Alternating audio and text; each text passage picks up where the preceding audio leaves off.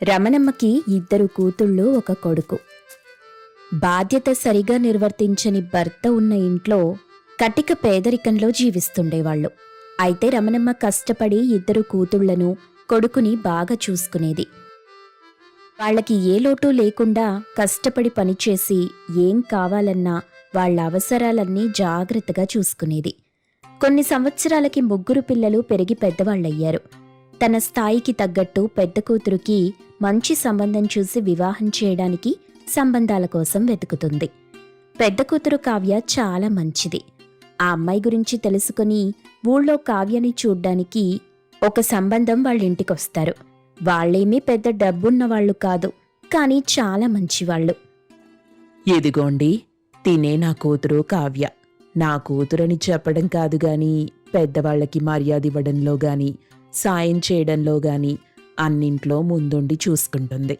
నా కూతురు ఏ ఇంటికి వెళ్ళినా వాళ్ళు మెచ్చుకోకుండా ఉండలేరు. అదేనండి, మీ అమ్మాయి గురించి మేం చాలా విన్నాం. చాలా మంచిదని తెలుసుకునే వచ్చాం. మీతో సంబంధం కలుపుకోవటం మాకిష్టమే. మీకు మా అబ్బాయి నచ్చితే మీ అమ్మాయినిచ్చి తనకి పెళ్లి జరిపించండి.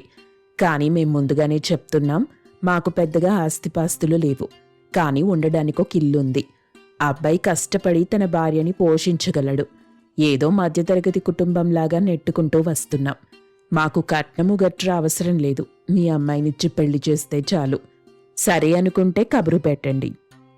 అబ్బాయి తల్లి జానకి మాట్లాడిన తీరు బాగా నచ్చడంతో రమణమ్మ వాళ్ళిద్దరికీ పెళ్లి జరిపించడానికి ఒప్పుకుంది. వెంటనే ఒక మంచి ముహూర్తం పెట్టి కావ్యకి మరియు రాముకి వివాహం జరిపిస్తారు. అయితే అదే పెళ్లిలో రమణమ్మ కొడుకు కిషోర్కి ఒక అమ్మాయి పరిచయం అవుతుంది. కిషోర్ నెమ్మదితనంతో అందరికీ ఇస్తున్న మర్యాద చూసి అమ్మాయి చాలా ఆకర్షితురాలవుతుంది. ఇద్దరి మధ్య పరిచయం ఏర్పడి ఒకరోజు ఇలా మాట్లాడుకుంటున్నారు. కిషోర్, నాకు నీతో మాట్లాడటం, నీతో ఉండటం చాలా నచ్చుతుంది. నువ్వు పెద్దవాళ్ళకిచ్చే మర్యాద, అందర్నీ చూసుకునే పద్ధతి కూడా చాలా నచ్చుతుంది. నేను నిన్ను పెళ్లి చేసుకుందామనుకుంటున్నాను. నీకూడా సరే అంటే చెప్పు, మా ఇంట్లో మాట్లాడి మన పెళ్లికొప్పిస్తాను. నువ్వన్నది బానే ఉంది, కానీ మీరు బాగా డబ్బున్నవాళ్ళు. మీ స్థాయికి మేం సరిపోం. తర్వాత మాలాంటింటికొచ్చానని నువ్వు బాధపడే కన్నా ఇప్పుడే సరైన నిర్ణయం తీసుకోవటం మంచిది. రేష్మి, నువ్విప్పుడు హడావిడిగా తొందరగా నిర్ణయం తీసుకునే కన్నా కొద్ది రోజులు ఆలోచించు, తర్వాత నిర్ణయం తీసుకో.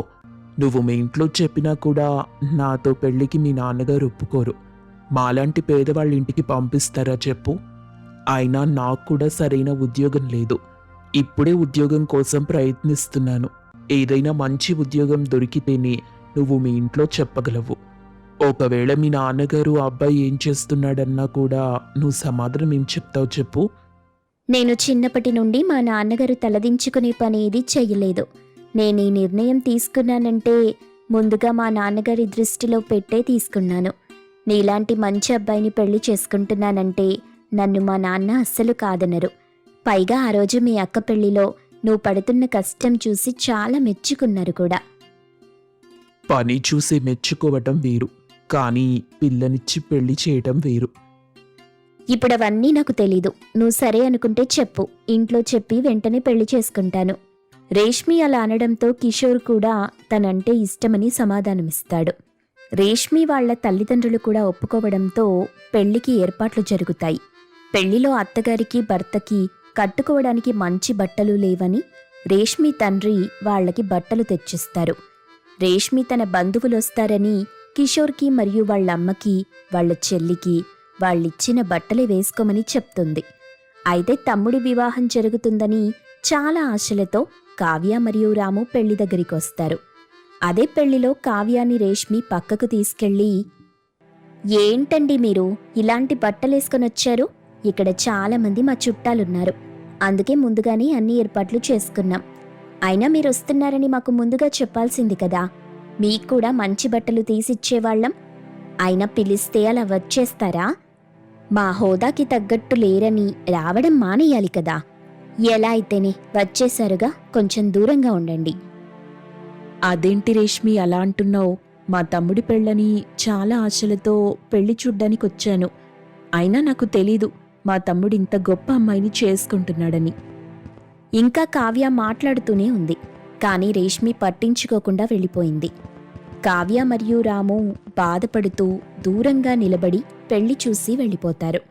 అలా రేష్మి తన అత్తగారింటికి కావలసిన అన్ని సామాన్లు తెచ్చుకుంటుంది. ఇక ఇంట్లో పెద్దరికం అంతా రేష్మి తన చేతుల మీద నడిపిస్తుంది. అలా కొద్ది రోజులు గడిచాక పెద్ద ఆడపడుచు ఒకరోజు వాళ్ళ అమ్మని చూడ్డానికి వచ్చింది.